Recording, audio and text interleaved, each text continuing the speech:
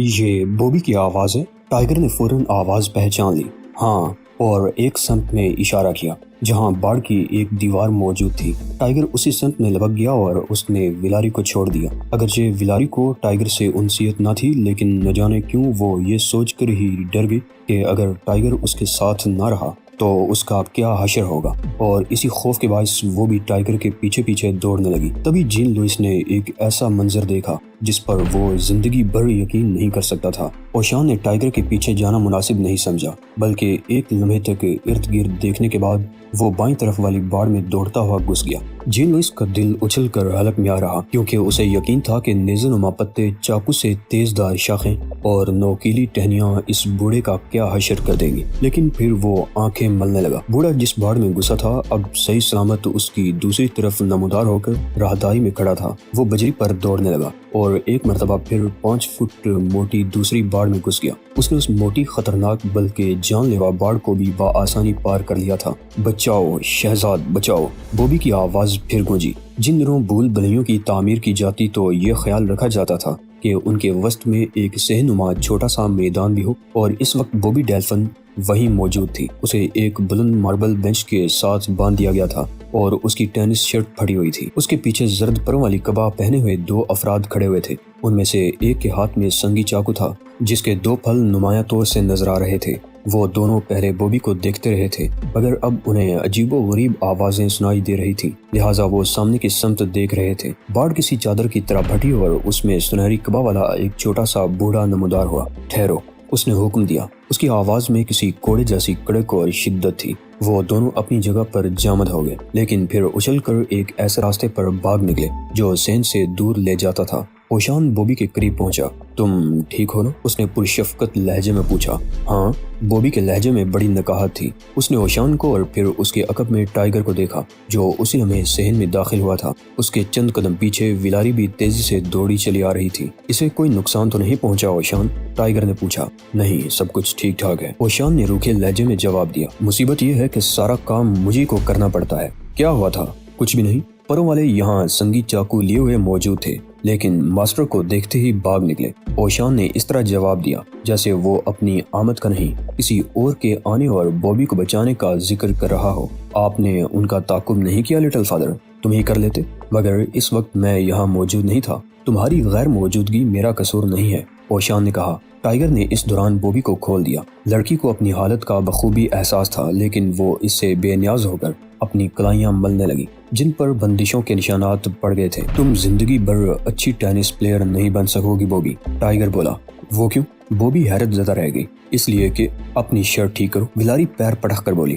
بوبی نے ہنس کر شرٹ ٹھیک کی اور اس کے کونے ٹینس شارٹس میں ڈال دیے۔ کیا انہوں نے تم پر کسی قسم کا تشدد کیا تھا بوبی؟ ٹائیگر نے سنجیدگی سے پوچھا۔ نہیں، لیکن وہ میرا دل نکال لینا چاہتے تھے، بوبی نے عجیب سے لہجے میں کہا۔ آواز دھیمی تھی اور اس میں خوف کا کوئی تاثر بھی نہیں تھا۔ ٹائیگر نے عمارت کی طرف دیکھا۔ اوشان، آپ ان لڑکیوں کو یہاں سے لے جائیں، میں پروں والوں سے نمٹ کر آؤں گا۔ لڑکیوں؟ ویلاری پیر پٹک کر چلائی۔ تم بوبی سے بہت رعایت کر رہے ہو، مجھے یقین ہے، بلکہ میں شرط لگا سکتی ہوں کہ بوبی لڑکی نہیں عورت ہے۔ ویلاری، ٹائیگر ایک انگلی نچا کر بولا۔ تم نے اب تک مجھے کسی دشواری میں مبتلا نہیں کیا، لیکن یہاں اگر تم نے ذرا بھی چیخ پکار کا سلسلہ شروع کیا تو یہ انگلی تمہارے جبڑے پر رکھ کر اسے مفلوج کر دوں گا۔ تم کئی روز تک بولنے کے قابل نہیں رہو گی۔ ویلاری سہم گئی۔ لٹل فادر، میں آپ سے کار کے قریب ہی ملوں گا۔ جین لوئس نے اپنے عقب میں پر والی کبا والوں کی آہٹ محسوس کی۔ اس نے ان کی طرف دیکھے بغیر کھڑکی سے باہر اشارہ کرتے ہوئے کہا، اب اور زیادہ لطف آئے گا۔ وہ چاروں کھڑکی سے باہر دیکھنے لگے، جہاں اوشان ٹائیگر کو احتیاط سے کام کرنے کا مشورہ دے رہا تھا۔ فکر نہ کریں، ٹائیگر یہ جواب دے کر پلٹا اور ابھی 1-2 قدم ہی اٹھا پایا تھا کہ اچانک بھول بھلیوں کی راہداریوں میں مختلف آوازیں گونجنے لگی۔ میرے خدا! ویلاری کانپ کر بولی۔ یہاں تو درندے بھی ہیں، یہ آوازیں؟ ہاں، 3 بڑے جانور موجود ہیں۔ آوازیں جلد ہی غسیلی غراہٹوں میں بدل گئیں۔ یہ آوازیں مسلسل قریب آ رہی تھیں۔ لڑکیوں کا خیال رکھیں، میں عقبی حصے پر نظر رکھوں گا، ٹائیگر نے اوشان سے کہا۔ ٹھیک، اوشان نے سنجیدہ لہجے میں کہا۔ تم چلو تو بائیں ہاتھ کو دیوار کے ساتھ رکھنا، اس طرح تم اسی راستے پر آ سکو گے جس سے آئے ہو۔ میں جانتا ہوں، ٹائیگر نے جواب دیا۔ حالانکہ اس کو یہ کلیدی اصول معلوم نہیں تھا، اوشان لڑکیوں کو لے کر اس راستے پر پہنچ گیا جس پر بجری تھی اور جو صحن سے آ رہا تھا۔ بھونکنے اور غرانے کی آوازیں مزید تیز اور قریب ہوتی چلی گئی۔ ٹائیگر نے کنکھیوں سے دیکھا اوشان لڑکیوں سمیت تیزی سے چلتا جا رہا تھا۔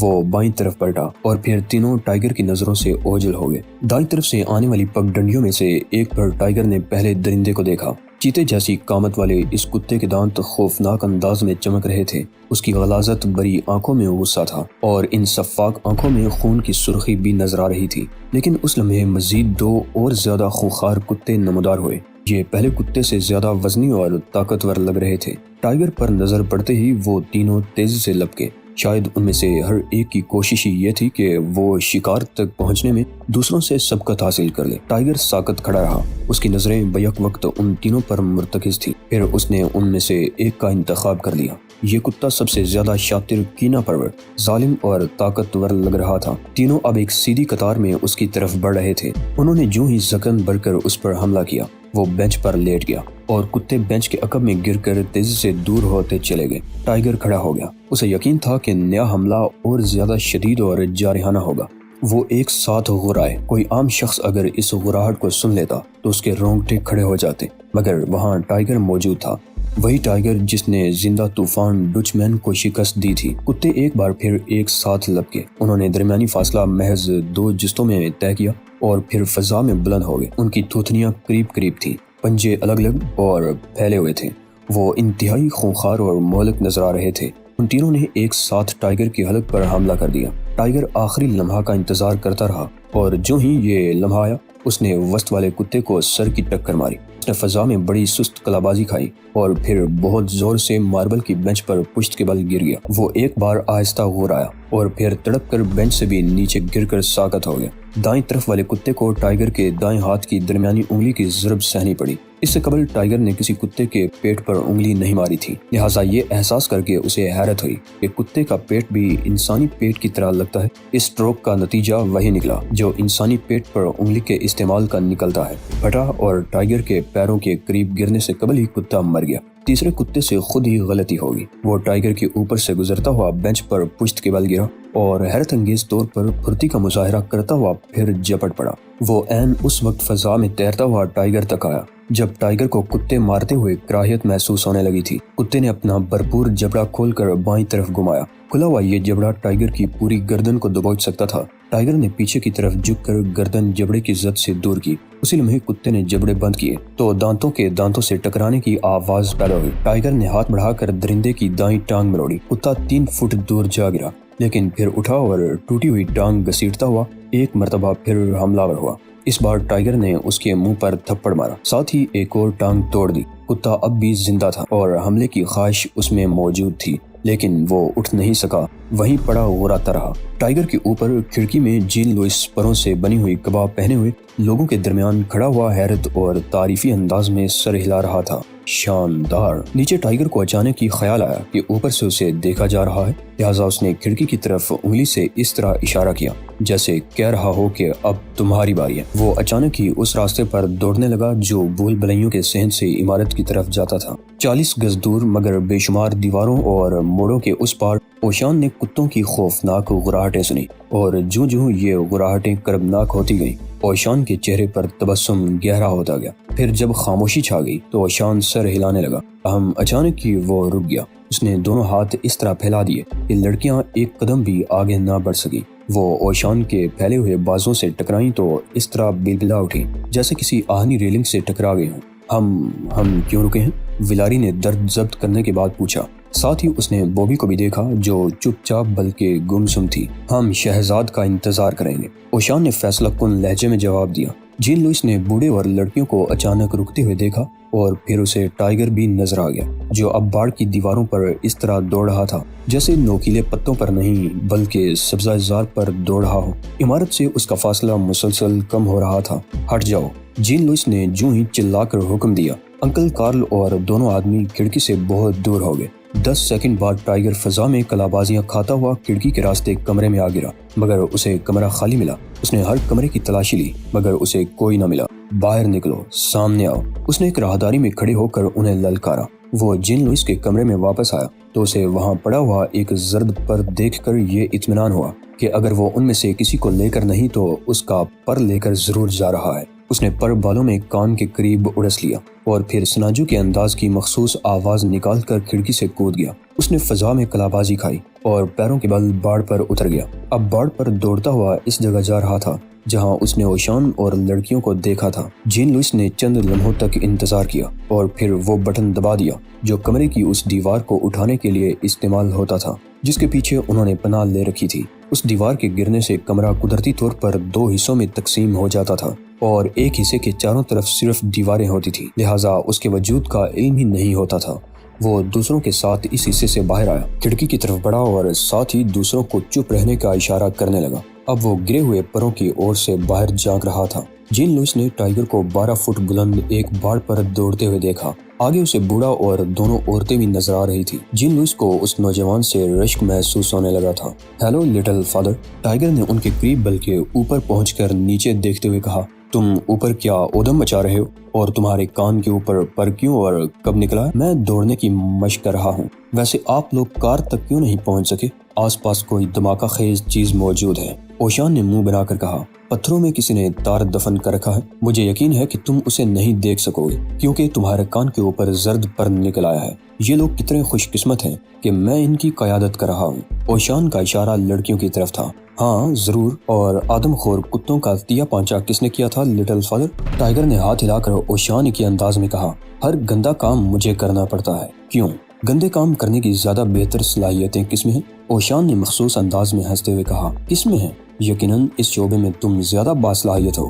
بم کہاں ہے؟ ٹائیگر نے موضوع بدلنے کی کوشش کی، ساتھ ہی زرد پر کان کے پیچھے سے نکال کر باڑ پر ہی ڈال دیا۔ یہاں، اوشان نے زمین کی طرف اشارہ کر کے جواب دیا۔ اب بولو کون زیادہ باصلاحیت ہے؟ ابھی دیکھ لیتے، ٹائیگر نے جھنجھلا کر کہا۔ جین لوئس نے نوجوان کو بیرونی آہنی باڑ کے دوسری طرف تقریباً تیرتے ہوئے اترتا ہوا دیکھا۔ یہ آہنی باڑ پودوں اور بیلوں کی باڑ کے ساتھ ہی تھی۔ پھر اسے کچھ نظر نہیں آیا، تاہم اس نے کسی دانت کے بجنے کی آواز ضرور سنی اور پھر ٹائیگر کو اٹھتے ہوئے دیکھا۔ اس کے فوراً بعد اسے اس کی آواز بھی سنائی دی۔ اوکے لٹل فادر، میں نے اس کا کنیکشن کاٹ دیا ہے۔ اس کا مطلب یہ ہے کہ اب ہم محفوظ ہیں 100%۔ میں ضمانت دیتا ہوں۔ لڑکیوں، اوشان اچانک کی ولاری اور بوبی کی طرف پلٹ کر بولا، اپنی آخری دعائیں مانگ لو، گناہوں کی توبہ کر لو۔ یہ لڑکا ہماری حفاظت کی ضمانت دے رہا ہے۔ یہ کہنے کے باوجود اس نے لڑکیوں کو ساتھ چلنے کا اشارہ بھی کیا۔ وہ بجری میں چھپے ہوئے تاروں کے قریب سے گزرتے ہوئے آہنی گیٹ کی طرف بڑھ گئے۔ ٹائیگر باڑ کے دوسری طرف ساتھ ساتھ چلتا رہا۔ میں سوچ رہا ہوں۔ ٹائیگر کو باڑ کی دوسری طرف سے اوشان کی آواز سنائی دی۔ ہاں، سوچنے کا یہی وقت ہے۔ ٹائیگر نے چڑھ کر جواب دیا۔ دیکھا، اوشان نے لڑکیوں سے کہا، ضدی بچوں کی طرح میرا مذاق اڑا رہا ہے۔ لڑکیاں ہنس پڑیں، لہٰذا ٹائیگر کو خفیف ہو جانا پڑا۔ کیا سوچ رہے ہیں؟ اس نے خفت دور کرنے کے لیے پوچھا۔ اسی ماسٹر کے بارے میں جس کا ذکر میں پہلے بھی تم سے کر چکا ہوں، وہ جو دور دراز علاقوں اور نئی دنیاؤں میں گیا اور جس کے بیان پر کسی نے یقین نہیں کیا۔ اس کے بارے میں کیا سوچ رہے ہیں؟ یہی سوچ رہا ہوں کہ کیا سوچا جائے، اوشان نے کہا، اور اس کا مطلب یہ تھا کہ وہ اس موضوع پر مزید کچھ نہیں کہے گا۔ جین لوئس دیکھتا رہا۔ بوڑھا دونوں لڑکیوں کو لے کر کھلے گیٹ سے نکل رہا تھا۔ ٹائیگر باڑ کے ساتھ ساتھ دوسری طرف چل رہا تھا۔ پھر اچانک ہی جین لوئس نے اسے 12 فٹ بلند ہوتے اور دوسری طرف گیٹ کے قریب اترتے ہوئے دیکھا۔ وہ حیرت زدہ تھا۔ ایسا لگا تھا جیسے اس نوجوان کے پیروں میں طاقتور اسپرنگ لگے ہوئے ہیں۔ اس نے اچھلتے ہوئے جو کوشش کی تھی وہ محض اتنی سی تھی جتنی کوئی بچہ فوم کے گدے پر اچھلنے میں کرتا ہے۔ وہ سب کار سے قریب پہنچ گئے۔ گاڑی کے دروازے کھلے اور وہ بیٹھنے والے تھے کہ اچانک اوشان نے پلٹ کر اس عمارت کی طرف دیکھا اور پھر کچھ کہنے لگا۔ جین لوئس کو یوں لگا جیسے اس کے پورے جسم میں خوف کی سرد ترین لہریں دوڑ رہی تھی۔ تمہاری سماعتوں کو آگ کھا جائے۔ اوشان کی آواز صاف اور واضح تھی، لہجہ بہت مضبوط تھا۔ تمہارے جسموں میں ایسی چبھن ہو جیسے سمندر کی سیپیاں کرچی کرچی بن کر ان میں پیوست ہو گئی ہیں۔ ایوان سناجو کی آواز سنو، تمہیں خبردار کیا جا رہا ہے کہ تم اپنی پلکوں کو نوچو گے اور اپنی آنکھوں کو آسمانوں کے شاہینوں کی غذا بنا دو گے، اور پھر تم سکڑ جاؤ گے۔ اس وقت تک سکڑتے رہو گے جب تک ان کھیتوں کی طرح نہ ہو جاؤ جن کو کیڑا کھا جاتا ہے۔ جین لوئس کانپنے لگا۔ اور سنو، یہ میری آواز ہے، میں آقائے سناجو، ماسٹر آف سناجو، تمہیں بتا رہا ہوں، ڈرو، ڈرتے رہو۔ پھر اچانک ہی جین لوئس کی آنکھیں بوڑھے کی آنکھوں سے ملی۔ اسے یوں لگا جیسے درمیان میں فاصلے اور پردے کے باوجود وہ بوڑھا اس کی آنکھوں میں جھانک رہا ہے۔ اوشان سر جھٹک کر بڑے وقار سے گاڑی میں بیٹھ گیا۔ ٹائیگر نے گاڑی آگے بڑھا دی۔ جین لوئس نے اپنے ساتھیوں کی طرف دیکھا، ان کے چہرے لٹھے کی طرح سفید پڑ گئے۔ یہ سب کیا تھا؟ انکل کارل نے بمشکل خود پر قابو پایا۔ یہ ایک قدیم بد دعا ہے، زرد پروں والی کبا پہنے ہوئے ایک شخص نے بتایا۔ ایسی بد دعائیں ہمارے قبیلے کے لوگ دیا کرتے تھے اور ان کا جادوئی اثر ہوتا تھا۔ بکواس، جین لوئس نے پر اعتماد لہجے میں کہا، لیکن حقیقت یہ تھی کہ اس وقت اسے اپنے لہجے پر بھی اعتماد نہیں تھا۔ بکواس، لیکن اس ایک لفظ کے سوا اس میں مزید کچھ کہنے کی قوت نہ تھی، لہٰذا وہ خاموش ہو گیا، اور صرف اسی وقت اس کی قوت گویائی واپس آئی۔ جب ٹیلی فون کی گھنٹی بجی، اس نے ریسیور اٹھا لیا۔ دوسری طرف سے کچھ سننے کے بعد وہ مسکرانے لگا۔ شکریہ، اس نے ہنس کر کہا اور ریسیور رکھ دیا۔ کچھ پتہ چلا؟ انکل کارل نے بے صبرے پن کا مظاہرہ کیا۔ ہاں، جین لوئس بولا، ہم ان دونوں کو اب تنگ نہیں کریں گے۔ ہمیں ان کی اصل تک پہنچنے کے لیے ان کی ضرورت نہیں رہی۔ میرے کمپیوٹر نے مجھے کبھی مایوس نہیں کیا۔ کمپیوٹر؟ کارل نے ہاتھ ملتے ہوئے پوچھا۔ ہاں، ہمیں علم ہو گیا ہے کہ ان کا چیف ڈاکٹر بہرام نامی شخص ہے۔ وہ قریب ہی چاراگر کے نام سے سینیٹوریم چلاتا ہے، اور وہاں جو کمپیوٹر ہے اس کا تعلق ملک کے تمام بڑے کمپیوٹر سسٹم سے ہے۔ میں اب بھی نہیں سمجھا، انکل کارل نے کہا۔ اس کا مطلب یہ ہوا انکل کارل کہ ڈاکٹر بہرام ہی اس خفیہ ادارے کا سربراہ ہے جس نے ان دونوں کو ملازم رکھا ہوا ہے۔ اب جب کہ ہمیں اصل آدمی کا پتہ معلوم ہو گیا ہے، ہم ان دونوں کو مزید مشتعل نہیں کریں گے۔ ہمیں اقتدار حاصل کرنے کے لیے ان کی مزید کوئی ضرورت نہیں رہی، لیکن اس طرح تو ہمیں ان سے ہمیشہ خطرہ لاحق رہے گا، انکل کارل نے اعتراض کیا۔ جین لوئس نے سر ہلایا اور زیر لب مسکرانے لگا۔ نہیں، یہ دونوں قوت بازو ہیں، پورا جسم نہیں۔ ہم اس خفیہ ادارے کا سر کاٹنا چاہتے ہیں۔ سر کے بغیر بازو بیکار ہو جائیں گے۔ اگرچہ ان دونوں نے ہماری یہاں بچھائے ہوئے جال کو ناکارہ بنا دیا ہے، لیکن پھر بھی ہم کامیاب ہو گئے ہیں، جین لوئس نے گہری مسکراہٹ کے ساتھ کہا۔ باقی تینوں بھی مسکرانے لگے۔ جین لوئس نے بھول بھلائیوں کی طرف دیکھا جہاں 3 کتے ساکت پڑے ہوئے تھے۔ کمرے میں وہ تینوں کہہ رہے تھے، آپ قائد ہیں، آپ ہی بادشاہ ہیں۔ جین لوئس نے باوقار لہجے میں کہا، یہ درست ہے، جاؤ کتوں کو ٹھکانے لگا دو۔ ایجمونٹ سے کار میں نکلتے ہوئے ٹائیگر اوشان سے ان جملوں کا مطلب پوچھ رہا تھا جو اس نے کار میں بیٹھنے سے قبل ادا کیے تھے۔ یہ سب کیا تھا لٹل فادر؟ میں سوچ رہا تھا کہ بہت عرصہ قبل تاریخوں میں ماسٹر نے کیا لکھا تھا۔ اس نے لکھا تھا کہ یہ انتہائی خطرناک بد دعا ہے جو اس نے ایک ایسے علاقے میں سیکھی تھی جہاں وہ گیا تھا۔ ممکن ہے یہ لوگ اسی علاقے سے تعلق رکھتے ہوں؟ ٹائیگر نے اپنے خدشے کا اظہار کیا۔ پتہ نہیں، لیکن اگر ان کا تعلق اسی علاقے سے ہے تو ان کی نیندیں حرام ہو جائیں گی۔ ٹائیگر کندھے اچکا کر عقب نما میں دیکھنے لگا۔ پچھلی نشستوں پر بیٹھی ہوئی ویلاری کو دیکھا، وہ سوجی سی، پھولی سی اور خفا سی بیٹھی ہوئی تھی، جبکہ بوبی کی حالت غیر ہو رہی تھی۔ اس کے چہرے کی رنگت فک ہو رہی تھی۔ وہ ٹائیگر کو بہت زیادہ خوف زدہ نظر آ رہی تھی۔ پولیس کو جوائے 172 کی تلاش تھی۔ وہ پولیس کو برونکس میں ریل کے پل کے نیچے ملا، لیکن پولیس والوں کو اس کا دل نہیں مل سکا جو سینے کے پنجرے سے کسی نے اڑا لیا تھا۔ اس قتل کا ایک گواہ بھی مل گیا جس کا کہنا تھا کہ وہ اس پل کے نیچے سے گزر رہا تھا کہ اس نے ہاتھا پائی کی آوازیں سنی۔ اس کے بعد اسے ایک دبی آواز سنائی دی۔ وہ کھانسا تو یہ آواز بند ہو گئی۔ اس کے بعد وہ وہاں سے گزر گیا۔ 15-20 منٹ بعد جب وہ وہاں سے دوبارہ گزرا تو اسے جوائے 172 کی لاش دکھائی دی۔ لاش کے قریب ایک پرچہ پڑا ہوا تھا جس کے لکھنے کے لیے روشنائی کے بجائے غالباً جوائے 172 کا خون ہی استعمال کیا گیا تھا۔ اس پر لکھا تھا، اب مین۔ یہ پوری خبر اخباروں نے شائع کی اور ٹائیگر نے اتفاق سے پڑھ لی۔ اخبار نے اب مین کے مختصر سے پیغام سے یہ نتیجہ اخذ کیا تھا کہ جوائے 172 کو قتل کرنے والے دائیں بازو کے جنونی ٹولے کا اگلا نشانہ مین میں کوئی شخص ہوگا، یا پھر یہ جنونی وہاں جا کر صدارتی انتخاب میں فاشیوں کی حمایت کریں گے۔ پورے اخبار میں ٹائیگر کی دلچسپی کے صرف 2 ہی الفاظ تھے، اب مین۔ اس کا مطلب صرف یہ تھا کہ بہرام کو شکار کرنے کی منصوبہ بندی کی گئی تھی۔ ایکٹیٹالی قبیلے میں یہ اطلاع بہت تیزی سے پھیلائی گئی کہ عظیم ایکٹی کے مجسمے کی بے حرمتی کرنے والے کا دل نکال لیا گیا ہے۔